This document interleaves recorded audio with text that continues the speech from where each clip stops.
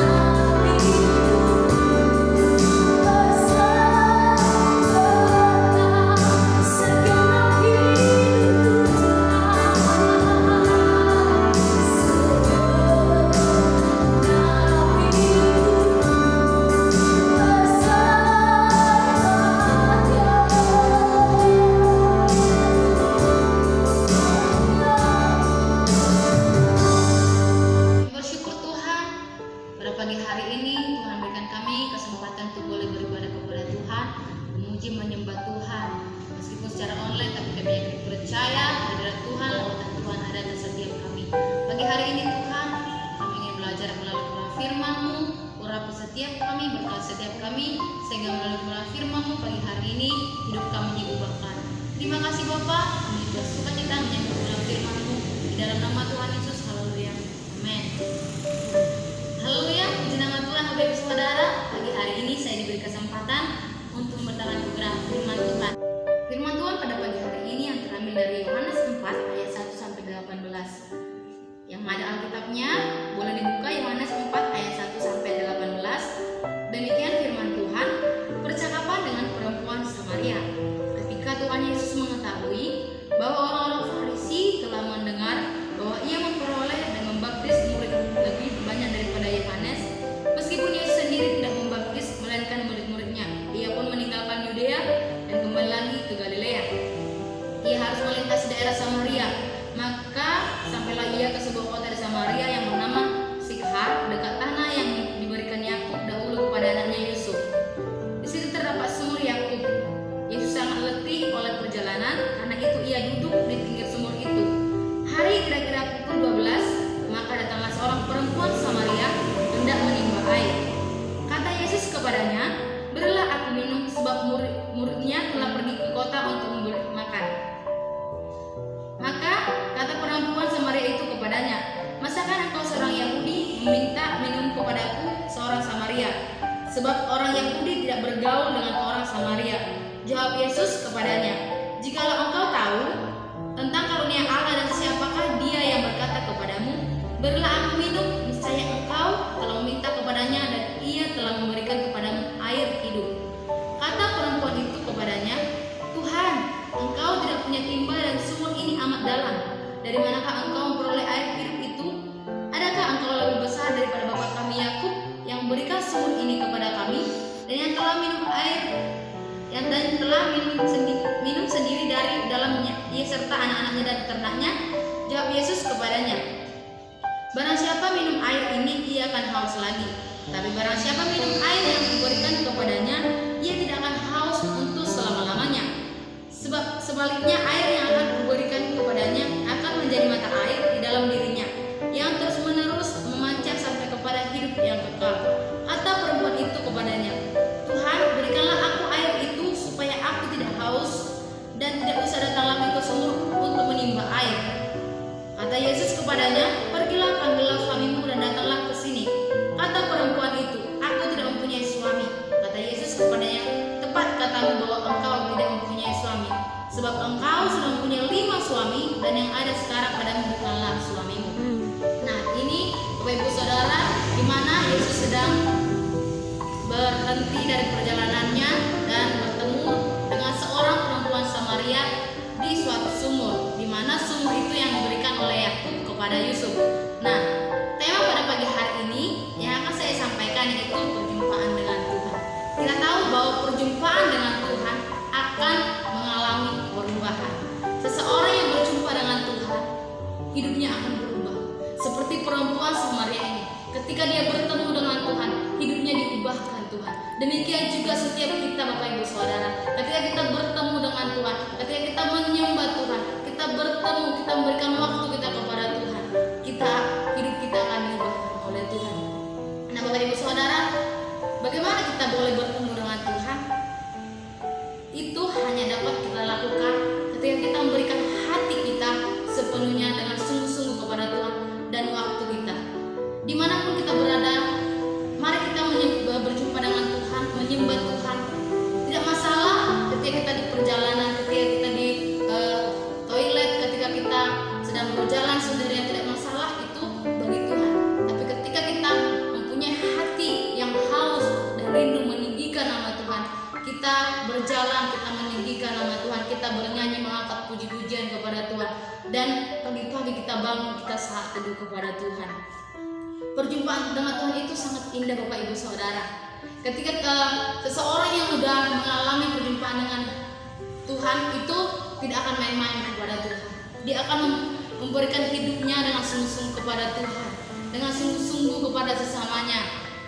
Perjumpaan dengan Tuhan itu sangat luar biasa, sehingga seseorang yang memberikan hatinya kepada Tuhan boleh mencintai Tuhan dengan sepenuh hatinya, boleh menyerahkan hidupnya menjadi hamba Tuhan.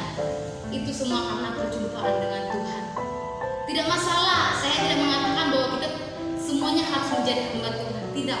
Tetapi siapapun kita harus, tidak ada di mata Tuhan, tidak ada perbedaan hamba Tuhan maupun jemaat. Semuanya kita dirindukan oleh Tuhan untuk meninggikan Tuhan, untuk menyembah Tuhan. Nah, Bapak Ibu Saudara, saya ingin bersaksi sedikit tentang pertemuan saya dengan Tuhan, perjumpaan saya dengan Tuhan, sehingga saya boleh berada di tempat ini, boleh di Horgelis, boleh bertemu dengan Bapak Ibu Saudara. Itu semua karena kebaikan Tuhan. Amin, Bapak Ibu Saudara. Pagi hari ini, di mana saya akan bersaksi tentang kehidupan saya di tahun 2013.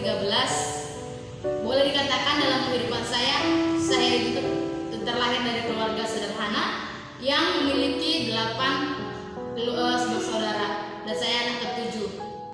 Di tahun 2013, keluarga saya boleh dikatakan orang yang paling sederhana di kampung saya. Nah, sebenarnya saya memiliki kerinduan untuk bersekolah, untuk melanjutkan kuliah. Tapi karena kekurangan ekonomi dari keluarga saya, sehingga saya tidak jadi melanjut. Dan kebetulan dalam sekolah saya di SMK, saya ada untuk penerimaan untuk melanjut untuk kerja di Malaysia. Jadi saya mendaftar ke Malaysia walaupun dengan awalnya status malu jadi TKI, ya kan Bapak Ibu Saudara. Nah, tapi itu tidak menghalangi saya. Kalau untuk hal malu itu urusan belakang. Yang penting saya bisa menolong orang tua, bisa membantu kehidupan orang tua. Nah, tapi luar biasanya saya bertemu Tuhan di Malaysia. Bukan berarti ketika saya bertemu Tuhan, saya menyuruh Bapak Ibu Saudara ke Malaysia untuk bertemu Tuhan. Tuhan itu ada di mana-mana, terkhususnya di hati kita, ya Bapak Ibu Saudara. Kita boleh bertemu Tuhan sesuka hati kita. Kalau dalam perjanjian lama, umat tidak diperbolehkan untuk bertemu dengan Tuhan. Itu hanya imam memberikan persembahan kepada Tuhan. Tapi di zaman perjanjian baru sekarang ini, kita diberikan Tuhan kasih karunia sehingga kita di mana saja bisa bertemu dengan Tuhan. Nah, lanjut cerita, saya di Malaysia, saya diizinkan Tuhan untuk di GBI, untuk ada gereja tidak terlalu besar dan juga tidak terlalu kecil, sehingga hidup saya diubahkan Tuhan melalui gereja itu. Awalnya gereja GBI saya itu fanatik, dikatakan fanatik. Kenapa? Karena saya mengatakan, saya minta maaf karena saya berpikir kalau gereja GBI itu gereja gila. Kenapa saya katakan demikian? Karena sebentar nangis dan sebentar lagi bersuka cita. Ini ibadah apa? Seperti itu Bapak Ibu Saudara. Nah, namun dengan seperti itu Tuhan jamah hati saya. Memang saya dulu di kampung itu saya mengenal Tuhan. Saya tahu tentang Tuhan, atau maksudnya saya tahu tentang Tuhan. Saya rajin ibadah karena saya dulu di gereja dulu di kampung gereja tradisi. Tapi saya tidak mengenal Tuhan lebih dalam lagi. Saya tahu tapi saya tidak kenal Tuhan saya siapa. Tapi ketika saya dibawa Tuhan ke Malaysia, saya bertemu di sana. Saya dibawa Tuhan ke sana. Hidup saya dulu yang begitu sombong dan angkuh, walaupun tidak ada yang diangkuhkan, tapi saat ini Tuhan ubahkan. Ketika saya bertemu dengan Tuhan, Tuhan jamah semua, sehingga saya yang dulunya tidak punya kasih menjadi punya kasih. Saya dulunya tidak hidupnya pengen hura-hura, sekarang saya hidupnya pengen memuliakan nama Tuhan. Amin. Nah, begitu luar biasanya Bapak Ibu Saudara. Dan banyak orang yang akhir-akhir ini karena kesibukan dan berkat-berkat Tuhan yang Tuhan berikan, tidak lagi ada waktu untuk menyembah Tuhan. Jangan sampai ketika kita udah berdoa, awalnya kita berdoa minta berkat sama Tuhan, terus Tuhan kasih berkat, kita lupa bilang makasih, kita lupa menyembah Tuhan. Menyembah Tuhan itu nggak ada batasnya. Menyembah Tuhan itu nggak ada cuman hari Minggu doang, nggak ada waktu-waktunya. Tapi setiap hari, kalau boleh dibilang 24 jam dimanapun kita berada. Oh, berarti kita nggak usah kerja dong, menyembah Tuhan aja gitu. Siapa bilang Bapak Ibu Saudara? Alkitab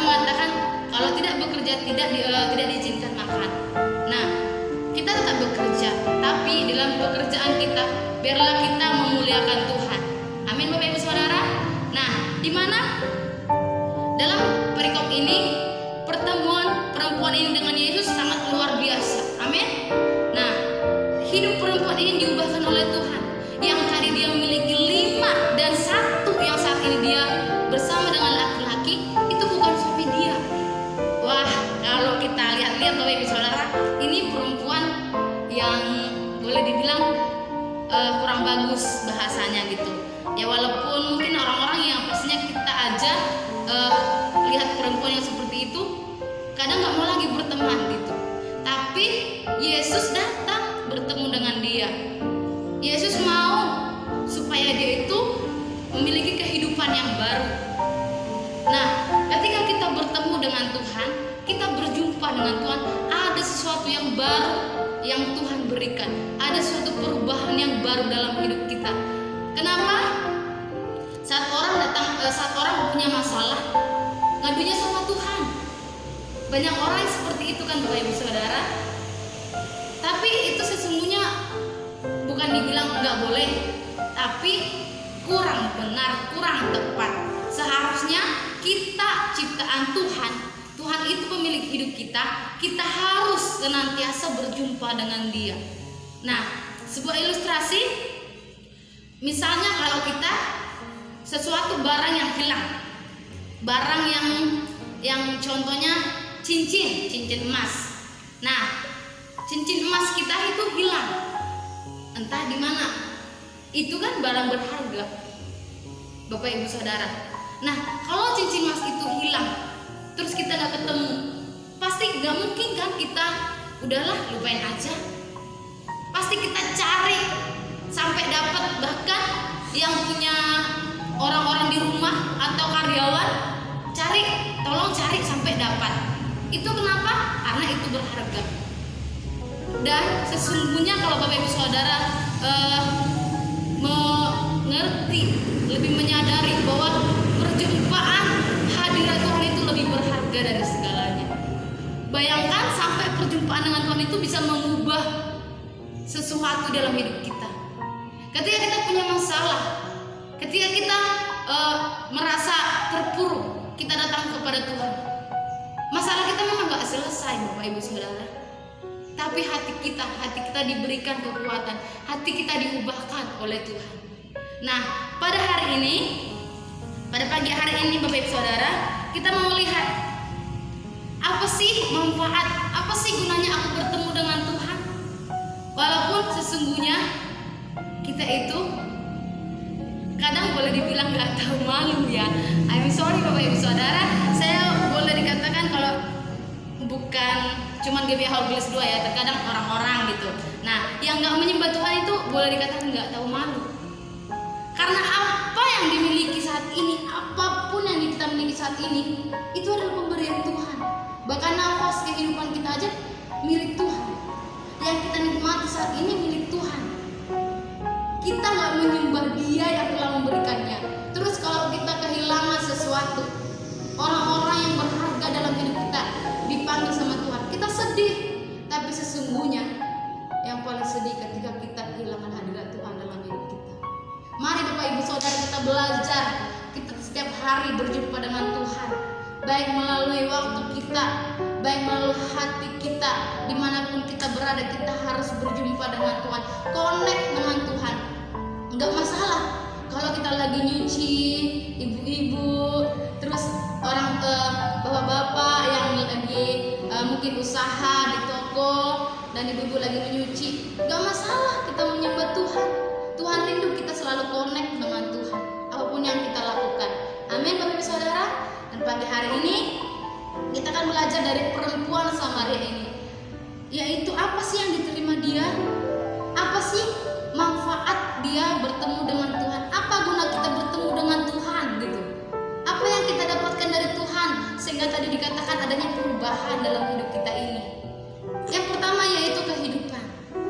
Boleh kita lihat Bapak Ibu Saudara di ayat 13 dan di ayat 14 dikatakan, tetapi barang siapa minum air yang akan kuberikan kepadanya, ia tidak akan haus untuk selama-lamanya. Nah, di mana dia menerima kehidupan yang baru dari Tuhan. ketika dia menerima Tuhan, dia percaya kepada Tuhan, dia menerima kehidupan yang baru daripada Tuhan. Dia boleh menjadi berkat. Ketika kita sungguh-sungguh percaya kepada Tuhan, sungguh-sungguh datang kepada Tuhan setiap hari, kita mengalami perjumpaan Tuhan, kita mengalami juga kehidupan dari Tuhan. Amin. Nah, kehidupan yang baru daripada Tuhan, hidup kita gak sama lagi. Seperti lagunya, hidupku takkan sama. Nah, itu seperti itu Bapak Saudara. Perempuan itu hidupnya itu tidak sama lagi. Ada perubahan yang drastis. Ketika hidup kita yang dulunya tidak mengenal Tuhan dan kita dijamah Tuhan, kita dijadikan Tuhan untuk mengenal Tuhan, hidup kita berubah. Siapa sih di sini nggak ada perubahan dalam hidupnya? Nah, ketika bertemu dengan Tuhan pasti ada itu, dan nggak mungkin hal untuk negatif. Ketika dia bertemu dengan Tuhan dia menjadi mencuri, enggak Bapak Ibu Saudara, itu salah gitu. Nah, yang biasanya itu pertemuan dengan Tuhan itu karakter dia itu berubah, cara dia itu berubah. Nah, kita akan melihat apa sih perubahan dalam hidup. Kenapa tadi dibilang kehidupan itu diterima orang-orang yang berjumpa dengan Tuhan seperti wanita ini. Nah, kita akan melihat di ayat 39. Dan banyak orang Samaria dari kota itu telah menjadi percaya kepadanya karena perkataan perempuan itu yang bersaksi. Ia mengatakan kepadaku segala sesuatu yang telah kuperbuat. Perempuan ini yang menjadi saksi, menjadi berkat, dia bersaksi. Nah, ketika kita percaya, kita bertemu dengan Tuhan, kita menjadi saksi. Kita boleh bersaksi kepada orang lain tentang kebaikan Tuhan. Kita boleh bersaksi tentang bagaimana kehidupan kita diubahkan Tuhan, bagaimana kita disembuhkan oleh Tuhan dari sakit penyakit. Kita jadi bersaksi. Itu semua karena pertemuan kita dengan Tuhan. Itu semua karena kita connect, kita ada komunikasi dengan Sang Pencipta kita. Amin Bapak Ibu Saudara. Nah, yang kedua apa sih manfaat kita bertemu dengan Tuhan setiap hari? Yaitu kita mengalami kelimpahan. Boleh Bapak Ibu katakan sama-sama kelimpahan. Siapa sih hidupnya yang gak mau dilimpahi? Siapa sih gak mau hidupnya berkelimpahan? Harta yang berkelimpahan, orang-orang yang menyayangi dia berkelimpahan, terus cucu-cucunya yang berkelimpahan. Semua orang pengen hidupnya berkelimpahan. Tetapi kalau semua berkelimpahan, ya gak bagus dong, ya kan? Tuhan itu sengaja memberikan miskin, yang kaya, yang sederhana supaya berwarna-warni. Warna aja kalau satu nggak cantik, tapi kalau udah ada warna merah, warna biru, kuning itu jadi berwarna cantik. Nah, begitu juga dengan kehidupan kita. Ketika kita dekat sama Tuhan, kita koneksi sama Tuhan, kita mengalami perjumpaan sama Tuhan, hidup kita mengalami kelimpahan, terkhususnya kelimpahan mencintai Tuhan. Amin. Nah, mencintai Tuhan dan mencintai sesama kita. Nah, kelimpahan apa lagi? Kelimpahan kasih. Kasih kepada sesama. Yang orang yang pelit ketika berjumpa dengan Tuhan, dijamah Tuhan jadi nggak pelit lagi. Yang orangnya dulu suka menghakimi, ketika dijamah Tuhan nggak menghakimi lagi. Yang dulunya sulit untuk mengampuni jadi suka mengampuni. Orangnya jadi ada perubahan, berkelimpahan, bukan cuma di materi. Jadi kita mengikuti Tuhan itu bukan cuma di berkat-berkat dan berkat, tapi di karakter kita. Karakter kita dulu dilimpahi sama Tuhan. Mengalami apa aja tadi ke pembaharuan kasih, tapi terkhususnya kita dilimpahi kasih Tuhan untuk mengasihi Tuhan dan mengasihi sesama. Amin. Nah, poin yang ketiga yang akan saya bahas yaitu tentang kebenaran. Nah, ketika kita bertemu dengan Tuhan, kita mengalami kebenaran, yang artinya kita berpikir yang secara benar, berkata-kata secara benar, dan bertindak secara benar. Kita lihat ayat 18 dikatakan, ayat 17, kata perempuan itu, aku tidak mempunyai suami. Kata Yesus kepadanya, tepat katamu bahwa engkau tidak mempunyai suami, sebab engkau sudah mempunyai 5 suami, dan yang ada sekarang padamu bukanlah suamimu. Dalam hal ini engkau berkata benar. Ketika kita mengalami perjumpaan dengan Tuhan, kita menjadi orang yang jujur, kita menjadi orang yang benar. Kita nggak akan macam-macam lagi. Artinya macam-macam tidak berbuat yang dulunya kita suka bohong kepada orang lain, suka tipu-tipu, itu nggak ada lagi.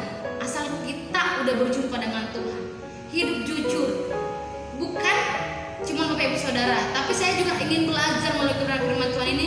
Jadi yang pertama kita dilimpahi, yang pertama kita menerima kehidupan, yang kedua kita menerima kelimpahan, yang ketiga kita menerima kebenaran yang daripada Tuhan. Amin Bapak Ibu Saudara.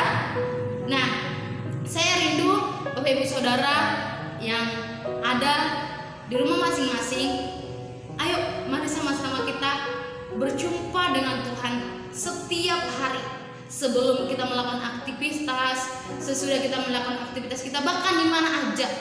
Tadi seperti yang saya katakan, ketika kita menyuci, kita memuji Tuhan, nggak hal terlalu sulit kalau kita nggak mencintai Tuhan. Tapi ketika kita mencintai Tuhan, itu hal mudah Bapak Ibu Saudara. Nggak harus kita ambil gitar saat itu, tidak, itu mungkin bisa aja ada waktunya. Tapi kan ketika ada yang bekerja, sambil bekerja memuji Tuhan, itu nggak masalah. Tuhan suka yang seperti itu. Nah, kita boleh meninggikan nama Tuhan seperti kita lagi mencuci piring, kita mencuci kain, gitu, menjemur kain, kita melihat. Kalau kita merenungkan Bapak Ibu Saudara, sebuah itu juga ya, sebuah kesaksian juga. Saya sering berdoa kepada Tuhan, bukan berdoa tentang masalah gitu, tapi saya sering mengatakan Tuhan itu keren banget Bapak Ibu Saudara. Bahasa gaulnya sekarang, Tuhan itu keren banget. Kenapa dikatakan keren banget? Karena kalau kita pikir-pikir, berapa puluh jiwa kita yang ada di dunia ini, dan rupa-rupa kita itu berbeda-beda. Nah, itu betapa hebatnya kan Tuhan itu. Dari segi rupa kita berbeda, lain lagi tumbuhan, lain lagi binatang-binatang. Ya kalau kita bilang, ya memang lah, itu kan memang kuasa Tuhan.